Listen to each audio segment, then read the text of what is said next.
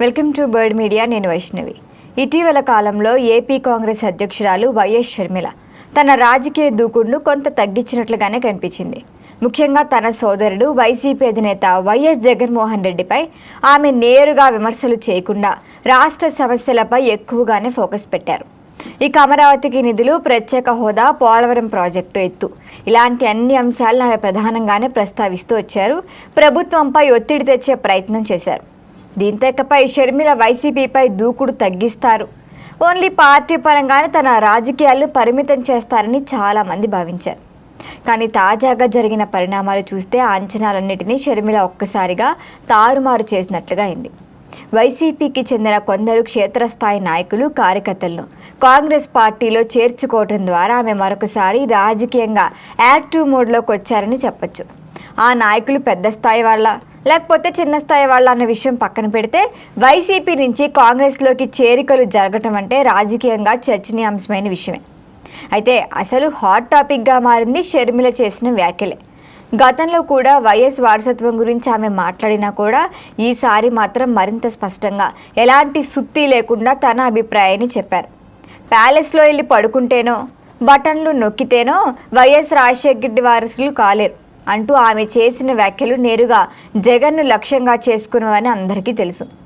అంతేకాదు, వైఎస్ వారసులంటే మనం ప్రజల్లో ఉండాలి, ప్రజల కోసం తప్పించాలి, వారి కోసమే జీవించాలి, అంతే తప్ప తాడేపల్లి ప్యాలెస్కి, బెంగళూరు ప్యాలెస్లకి తిరిగి పడుకోవటం కాదు అంటూ కూడా షర్మిల చేసిన వ్యాఖ్యలు కూడా పెద్ద చర్చకే దారితీశాయి.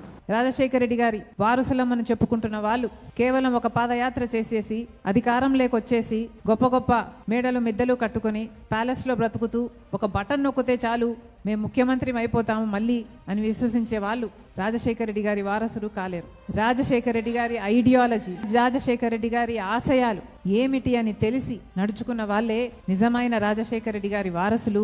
కాంగ్రెస్ పార్టీ నాయకులు, కార్యకర్తలు మీ అందరూ కాంగ్రెస్ పార్టీని బలపరచడము అంటే దానికి అర్థం రాజశేఖర రెడ్డి గారి ఆశయాలను మళ్ళీ నిలబెట్టడం. ఇది సులువైన పని కాదు.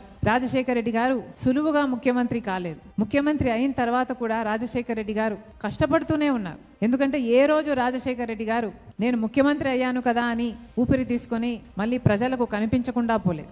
ఈ మధ్య నాయకుల్లాగా ఒకసారి ముఖ్యమంత్రి అయిపోయిన తర్వాత సొంత పార్టీ కాడర్ కాదు కదా, సొంత పార్టీ నాయకులకే, ఎంపీలకు, ఎమ్మెల్యేలకు, మంత్రులకే అందుబాటులో లేకుండా ఉండని నాయకులను చూసాం. కానీ రాజశేఖర రెడ్డి గారి లాగా నిరంతరం ప్రజల మధ్యనే గడపాలి అనుకునే నాయకుడిని మళ్ళీ ఎప్పుడు చూస్తాము?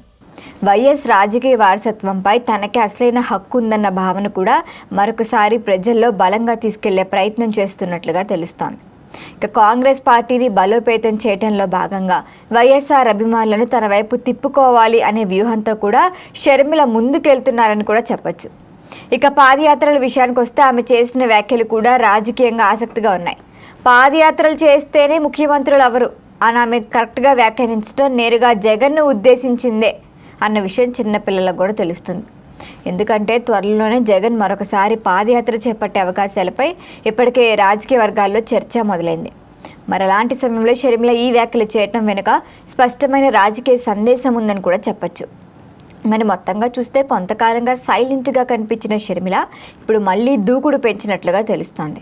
కాంగ్రెస్ పార్టీని కేవలం బలోపేతం చేయటమే కాదు, వైఎస్ వారసత్వంపై రాజకీయ పోరును కూడా ఆమె మరింత తీవ్రతరం చేస్తున్నట్లుగా కనిపిస్తోంది.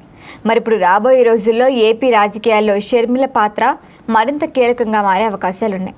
మరి దీనిపైన వైసీపీ పార్టీ ఎటువంటి సమాధానం ఇస్తుందో చూడాల్సిందే. దీనిపైన మీ అభిప్రాయాన్ని తెలియచేయండి. చూస్తూనే ఉండండి బర్డ్ మీడియా.